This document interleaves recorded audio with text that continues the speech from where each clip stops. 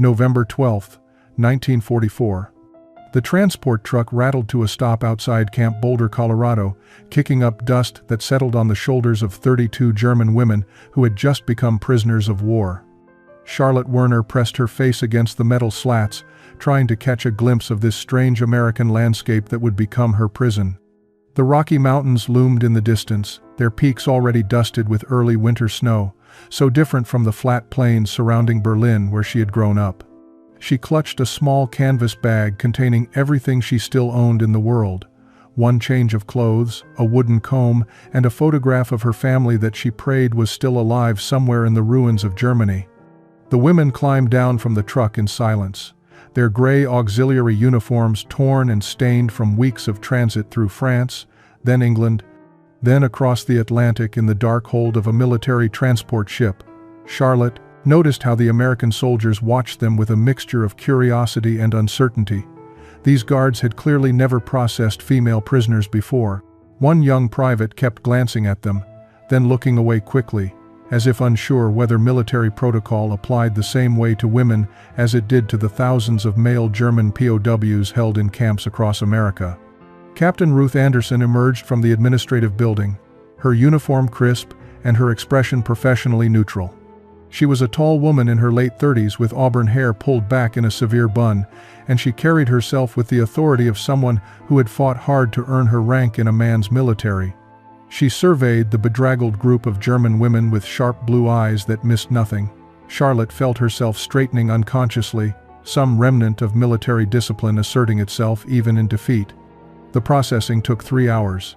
Names recorded, photographs taken, belongings searched and catalogued.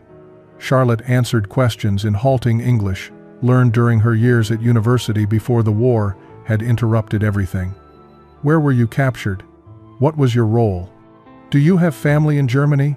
The questions felt intrusive, exposing the ruins of her former life to strangers who had every reason to hate her.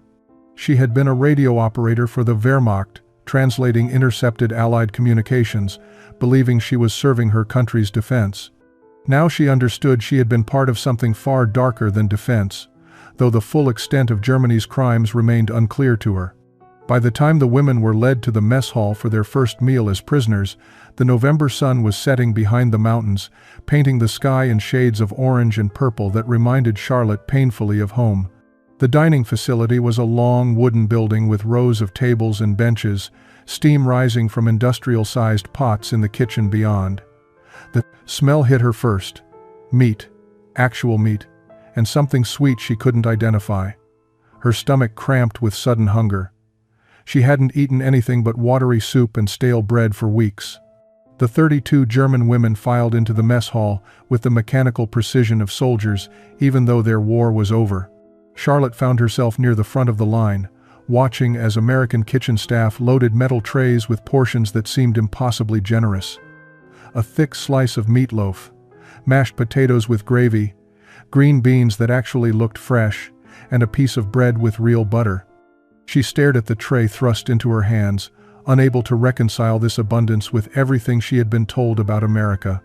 The propaganda had promised them that Americans were starving, that their economy had collapsed, that their soldiers survived on scraps, while Germany's superior organization kept its people fed. Yet here was more food than she had seen on a single plate in over 2 years. Ilse Mayer stood behind Charlotte in line, her thin frame trembling slightly as she accepted her own tray. The young woman from Munich had barely spoken since their capture in France 3 weeks earlier, her light brown eyes constantly darting around as if expecting punishment at any moment. Sophie Zimmerman, older and more composed, took her tray with a curt nod to the American server, maintaining a dignity that Charlotte found both admirable and heartbreaking. They were defeated, captured, imprisoned, yet still trying to hold on to some sense of who they had been before the world collapsed around them. The German women clustered together at tables on the far side of the dining hall, as far from the American staff as possible. They ate in near silence, the only sounds the scrape of forks against metal trays and the occasional whispered word in German. Charlotte forced herself to eat slowly, fighting the urge to devour everything on her plate like a starving animal. The meatloaf was seasoned with herbs she didn't recognize, the potatoes were creamy and rich, and the butter melted into the warm bread in a way that made her throat tighten with unexpected emotion. This was enemy food, prepared by enemy hands, and it was the best meal she had eaten since before the war began. Across the dining hall, Private Edward Thompson watched the German prisoners with undisguised fascination. He was a farm boy from Iowa, 20 years old, with sandy hair and freckles that made him look even younger. He had volunteered for kitchen duty specifically to avoid combat, a decision his father had called cowardly but which his mother had quietly supported. Now he found himself serving food to actual enemy soldiers, except they were women who looked exhausted and frightened, and not at all like the brutal Nazis he had seen in newsreels. One of them, a blonde woman with high cheekbones and intelligent gray eyes, caught him staring. She looked away quickly, but not before he saw something in her expression that surprised him. Not hatred or defiance, but shame. Sergeant Charles Mitchell stood near the door, arms crossed, observing the entire room with the practiced eye of someone trained to spot trouble before it started. He had served in North Africa and Sicily before being assigned stateside duty after taking shrapnel in his left leg, and he carried himself with the wary competence of a combat veteran. He noticed the rigid separation between the German women and American staff, the way both groups seemed uncertain about how to navigate this unprecedented situation. Male POW camps had established routines and protocols, but no one had written a manual for how American men should guard German women. The potential for problems, both disciplinary and moral, seemed endless. The first week at Camp Boulder passed in a fog of routine and careful distance. The German women rose at 6 each morning, performed assigned cleaning duties, attended English lessons that Captain Anderson had mandated, and spent their afternoons in the recreation yard under the watchful eyes of American guards. Charlotte found the structure both comforting and suffocating. It gave shape to days that might otherwise dissolve into despair, but it also emphasized their complete powerlessness. They were pieces being moved around a board by others, with no say in their own futures. The dining hall remained a space of silent tension. The German women ate together, spoke only to each other, and avoided eye contact with their captors. The American staff served food with professional efficiency, but little warmth. It was a cold peace, fragile and uncomfortable, with both sides uncertain about how much humanity they were permitted to show across enemy lines. Charlotte noticed that Private Thompson still watched them sometimes, his expression thoughtful rather than hostile, but he never spoke beyond the necessary "next" when serving the meal line. Everything changed on the 8th day because of a cough. Johanna Kraus, the youngest of their group at 21, had developed a persistent hack that echoed through the barracks at night. She tried to muffle it in her thin blanket, embarrassed by the attention it drew, but the Colorado altitude and cold November air were making it worse. Dr. Francis Morgan had examined her and prescribed rest, but the cough lingered, keeping Johanna and several others awake through the long mountain nights. Private Thompson had noticed his grandmother back in Iowa had raised 7 children through prairie winters, and she had taught him her remedies for everything from fever to frostbite. On the 9th morning, as Johanna moved through the breakfast line with dark circles under her eyes and that persistent cough rattling in her chest, Thompson did something that surprised even himself. He stepped away from his serving station and returned a moment later with a chipped ceramic mug filled with steaming liquid. He held it out to her, and without a word, just a simple gesture across the divide. Johanna stared at the mug as if it might be poisoned. Charlotte, standing beside her, could smell honey and something herbal, like the chamomile her own mother used to brew. The other German women had frozen, watching this unexpected interaction with a mixture of suspicion and curiosity. Sergeant Mitchell's hand had moved instinctively toward his belt, ready to intervene if this violated some regulation he couldn't quite name. But Captain Anderson, observing from across the room, gave a slight shake of her head. Let it play out. Thompson kept his hand extended, the mug still steaming between them. It's just tea, he said quietly in his Iowa drawl. Honey and herbs. My grandmother's recipe. It'll help with the cough. His German was non-existent and he had no idea if Johanna understood English, but his tone carried intention that transcended language.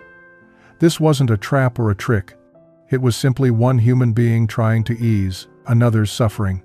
Johanna looked to Charlotte, then to Sophie, seeking permission or guidance. Charlotte found herself nodding slowly, though she wasn't sure why. Perhaps because kindness, even from an enemy, deserved acknowledgement. Perhaps because the gesture was so ordinary, so domestic, that it momentarily made them feel less like prisoners and more like people. Johanna accepted the mug with trembling hands, whispered "Danke" so quietly it was barely audible, and took a careful sip. The honey sweetness spread across her tongue, followed by the soothing warmth of herbs she couldn't name. Her eyes widened slightly with surprise, then something that might have been gratitude. Thanksgiving arrived with unexpected fanfare at Camp Boulder. Charlotte had never heard of this American holiday before, but the excitement among the staff was unmistakable. Private Thompson and the other kitchen workers had been preparing for days, and tantalizing smells had been drifting from the mess hall since dawn. The German women whispered among themselves, trying to understand what this celebration meant. Was it a military victory they were being forced to witness? A reminder of American superiority? Sophie, who had studied some American history before the war, explained in hushed German that it was a harvest festival, a day of gratitude and family gathering. Captain Anderson had wrestled with how to handle the holiday. Her superiors had offered no guidance about whether enemy prisoners should participate in American celebrations. Some officers at other camps had deliberately excluded German POWs from special meals, using the contrast as a subtle form of psychological pressure. But Anderson had seen something shifting in her small camp over the past 2 weeks. The women were compliant, respectful, and increasingly curious about their captors. Thompson's simple act of kindness with the tea had cracked something open, and she sensed an opportunity that might be lost if she chose cruelty over compassion. The decision was made that the German prisoners would receive the same Thanksgiving meal as the American staff. When the women entered the mess hall that Thursday afternoon, they stopped in collective astonishment. The tables had been arranged differently, with white cloths covering their surfaces and small arrangements of autumn leaves serving as decorations. The usual institutional atmosphere had been transformed into something approaching festivity, and the food. Charlotte felt her breath catch as she moved through the serving line and saw what was being offered. Roasted turkey, golden brown and glistening, mashed potatoes whipped to creamy perfection, stuffing fragrant with sage and onions, cranberry sauce gleaming like jewels, green beans almondine, fresh rolls still warm from the oven, and at the end of the line, something that made several of the German women stop and stare with open confusion. Pies. 3 different kinds arranged on a side table, their crusts a beautiful golden brown, steam still rising from the latticed tops of what Thompson proudly identified as apple, cherry, and pumpkin. Charlotte accepted her overflowing plate with hands that shook slightly. She had never seen this much food prepared with such obvious care, not even before the war, when her family had been comfortable. This wasn't survival rations or military efficiency. This was abundance celebrated, shared without apparent resentment toward those who had so recently been enemies. She carried her tray to a table where Ilse and Sophie were already seated, both women staring at their plates with expressions mixing hunger, confusion, and something that might have been shame. The meal began in the usual silence, but it was a different quality of quiet now. The German women ate slowly, savoring flavors that many of them had never experienced before. The turkey was moist and tender, so unlike the stringy game birds that had occasionally appeared in Germany during the later war years. The stuffing was rich with butter and herbs. The cranberry sauce provided a sweet tart contrast that startled and delighted in equal measure. Charlotte found herself closing her eyes as she chewed, overcome by tastes that felt almost sinful in their richness. Private Thompson moved between tables, refilling water glasses and checking if anyone needed anything. When he reached the German women's section, he paused beside Charlotte's table. "You should save room," he said, gesturing toward the pies waiting on the side table. "The best part comes after. My grandmother always said a meal without dessert is like a day without sunshine." He smiled, a genuine expression free of mockery or superiority, then moved on before Charlotte could formulate a response in her careful English. The moment arrived with less ceremony than it deserved. Private Thompson emerged from the kitchen carrying a large metal container that Charlotte would later learn was called an ice cream maker. Frost clung to its sides, and when he lifted the lid, white vapor rolled out like smoke from a magical cauldron. The German women watched with puzzled interest as he began scooping something pale and creamy onto plates beside thick wedges of apple pie. The combination seemed strange, even wasteful. Why would anyone put something cold on top of something warm? Captain Anderson had positioned herself where she could observe the prisoners' reactions. She had grown up in Vermont, where apple pie à la mode was as fundamental to life as maple syrup and fall foliage. And she found herself unexpectedly curious about how these women from another world would respond to this most American of traditions. There was something deeply symbolic about the moment, though she couldn't quite articulate why. Perhaps it was the innocence of it, the simple pleasure of dessert offered to people who had known so little pleasure in recent years. Charlotte accepted her plate with the pie and its mysterious cold topping. Up close, she could see that the white substance had a creamy texture similar to whipped cream, but firmer, more solid. Tiny crystals sparkled on its surface, where it was already beginning to melt against the warm pie. The apple filling beneath bubbled slightly, releasing the scent of cinnamon and brown sugar. She picked up her fork, acutely aware that Ilse and Sophie were watching her, waiting to see if this strange American custom was safe or perhaps some kind of test. The first bite changed everything. The buttery, flaky crust dissolved on her tongue, followed by the sweet tart burst of spiced apples, and then the cold, impossibly smooth cream that tasted like frozen sweetness itself. The temperature contrast was shocking, the warm pie meeting the cold cream in a way that made both taste more intense. Charlotte's eyes widened involuntarily. She had never experienced anything like this. Ice cream was not something that had existed in her world. Even before the war, frozen desserts had been rare luxuries in Germany, found only in the finest restaurants of Berlin, and during the war, such frivolities had disappeared entirely. She took another bite, then another, unable to stop herself. The ice cream melted into the pie filling, creating rivers of vanilla cream that mixed with the cinnamon apples. It was decadent, almost obscenely rich, and utterly wonderful. Around her, the other German women were having similar revelations. Ilse made a small sound of surprise and delight. Johanna, whose cough had improved with Thompson's tea, actually smiled for the first time since their capture. Even Sophie, who maintained the strictest discipline among them, allowed her expression to soften as she savored the unexpected pleasure. Private Thompson watched from his position by the serving table, a satisfied grin spreading across his freckled face. He had seen this reaction before, back home when his grandmother would surprise neighbor children with her homemade ice cream. There was something universal about that moment of discovery, that first encounter with a perfect dessert. It transcended nationality, politics, and even war. For just a moment, these weren't enemy prisoners and American captors. They were simply people sharing in the joy of something delicious. Charlotte finished her pie slowly, scraping her fork across the plate to capture every last trace of melted ice cream. When she finally set down her utensils, she felt something shift inside her chest. It was a small feeling, barely noticeable, but significant. For months she had been taught to see Americans as brutal enemies, inferior people whose society was collapsing under the weight of their own weakness. Yet here she sat, fed more generously than she had been fed in years, offered not just sustenance, but actual pleasure. The cognitive dissonance was overwhelming. How could such terrible enemies make something so wonderful? How could people you were supposed to hate show you such unexpected kindness? December brought the first letters from Europe.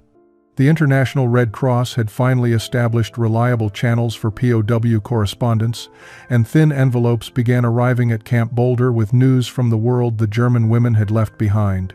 Charlotte stood in Captain Anderson's office with 11 other prisoners, each waiting to hear if their families had survived. The tension was suffocating. Some women clutched their hands together in prayer. Others stood rigid, faces blank, preparing for the worst. Charlotte's letter came from her younger sister Eva, writing from what remained of their family's apartment building in Berlin. The handwriting was shaky, the paper water-stained, and whole sections had been redacted by military censors. But the essential message came through clearly enough. Their mother was dead, killed in an Allied bombing raid in October.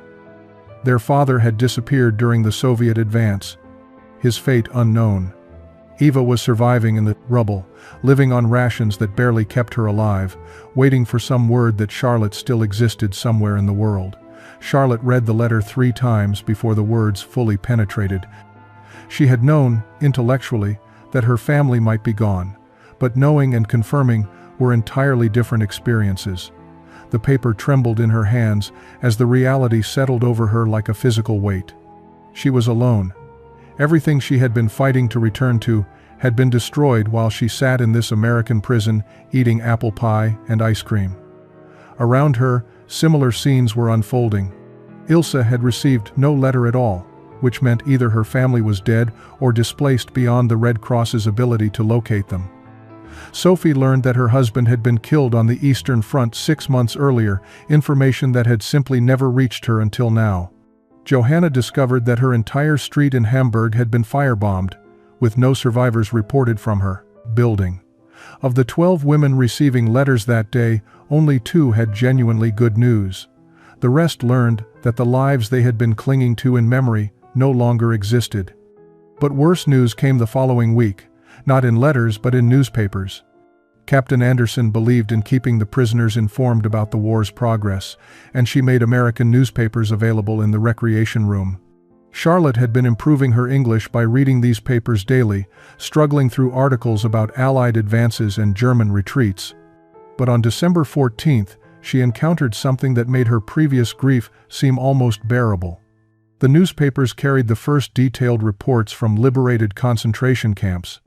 Photographs showed skeletal figures behind barbed wire. Articles described systematic murder on a scale that defied comprehension.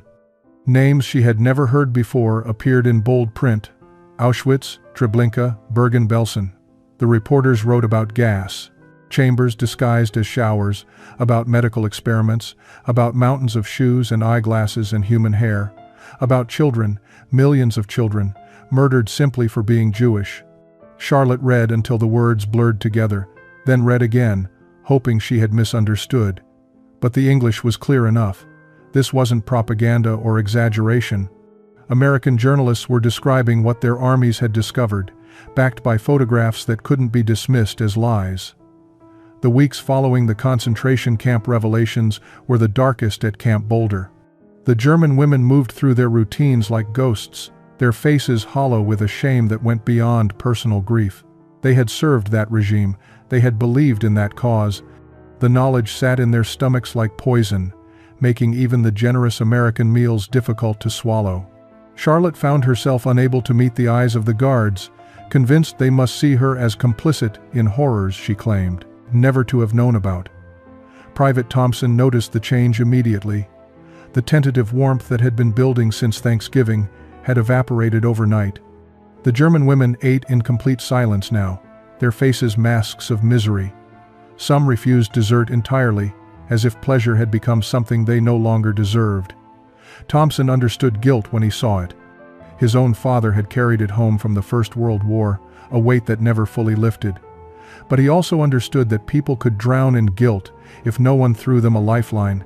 On a cold January morning, Thompson made a decision that would have baffled his commanding officers if they had known his reasoning.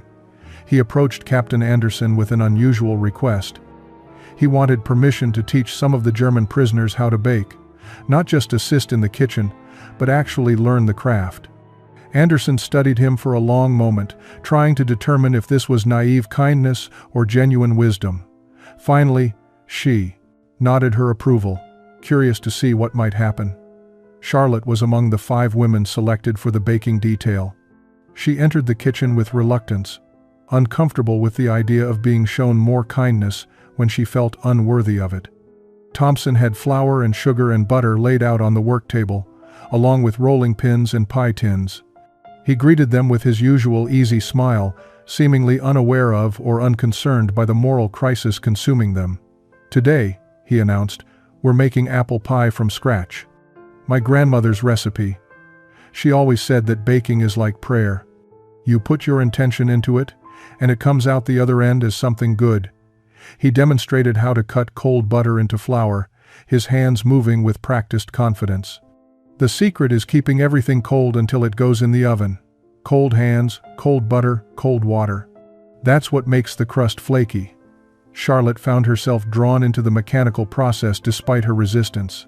There was something meditative about cutting butter into flour, watching it transform from separate ingredients into a cohesive dough.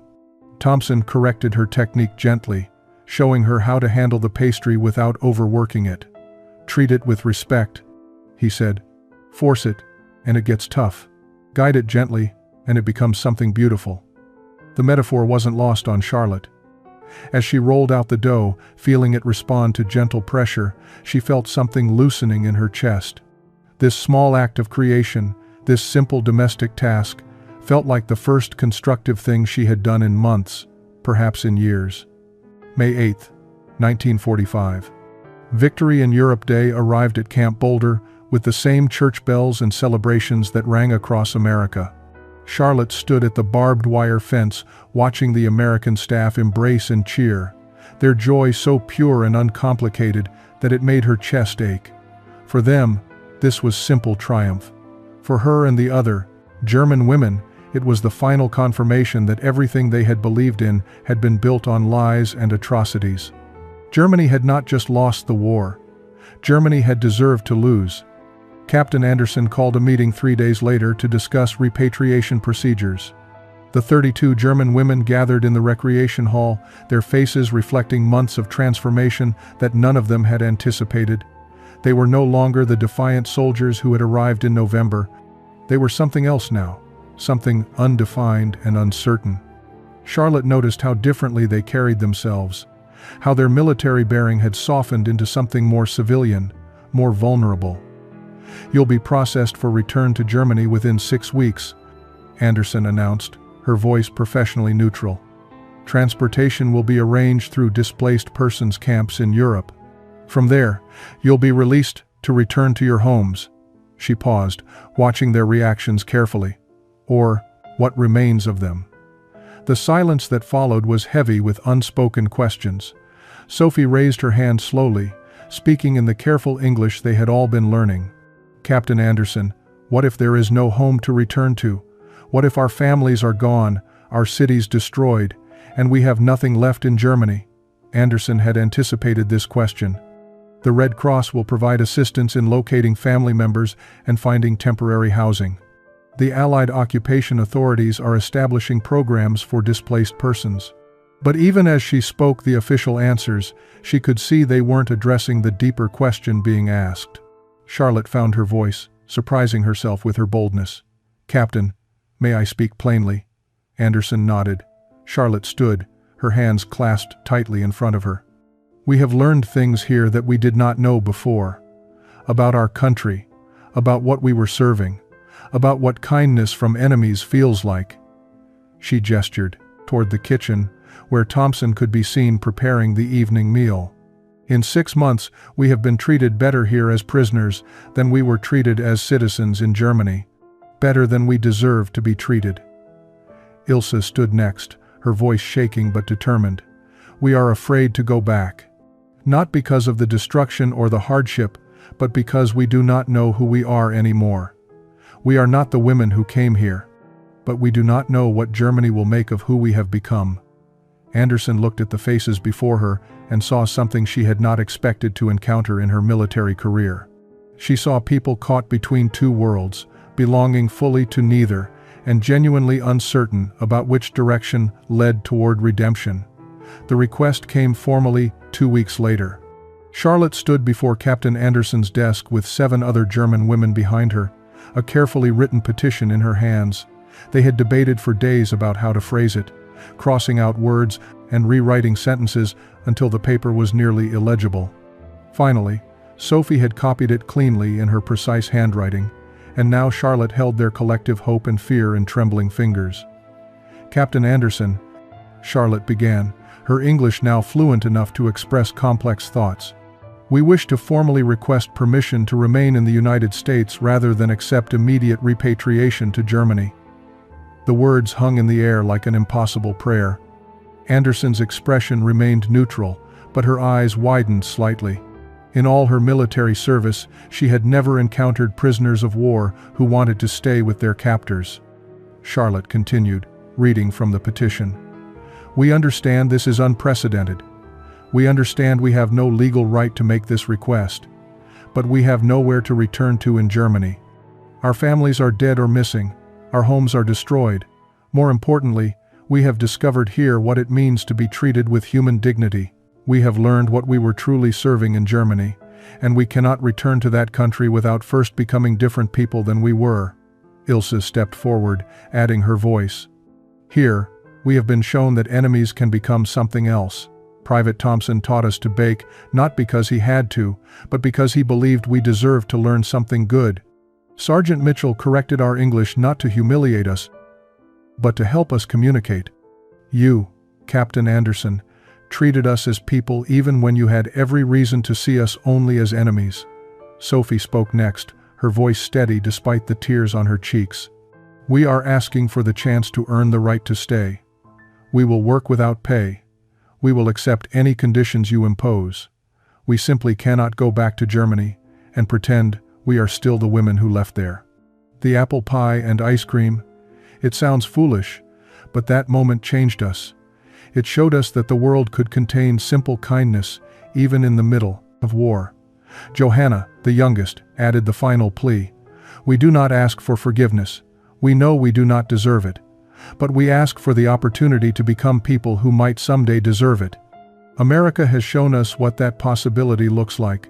Germany only shows us the consequences of our past failures. Anderson sat back in her chair, overwhelmed by the enormity of what they were asking. She had no authority to grant such a request. The legal complications alone were staggering. But looking at these 8 women who had been transformed by something as simple as kindness and dessert, she knew she had to try. I'll send your petition to Washington, she said quietly. I cannot promise anything, but I will try. 25 years later, Charlotte Werner stood in a bakery in Boulder, Colorado, the sweet smell of cinnamon and apples surrounding her like a warm embrace. The shop was hers, opened in 1952 with a loan from Mrs. Catherine Reynolds, the rancher's wife who had sponsored her immigration after Washington finally approved their unprecedented request. Above the door hung a sign, Werner's Pies, traditional American baking. Customers lined up every morning for her apple pie, never knowing it was made from a recipe taught to her by an Iowa farm boy in a prisoner of war camp. Of the 8 women who had requested to stay, 6 had been granted permission after months of bureaucratic struggle. Charlotte and Ilse had remained in Colorado. Sophie had moved to California, where she worked as a translator for international relief organizations. Johanna had married an American soldier and settled in Michigan. The other 2 had eventually returned to Germany, carrying with them stories of American kindness that helped shape the rebuilding of German-American relations in the post-war years.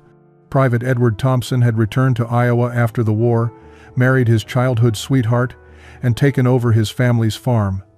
But he still corresponded with Charlotte at Christmas, his letters filled with news of his children and grandchildren, always ending with the same line. I hope you're still baking pies and remembering that kindness matters more than nationality.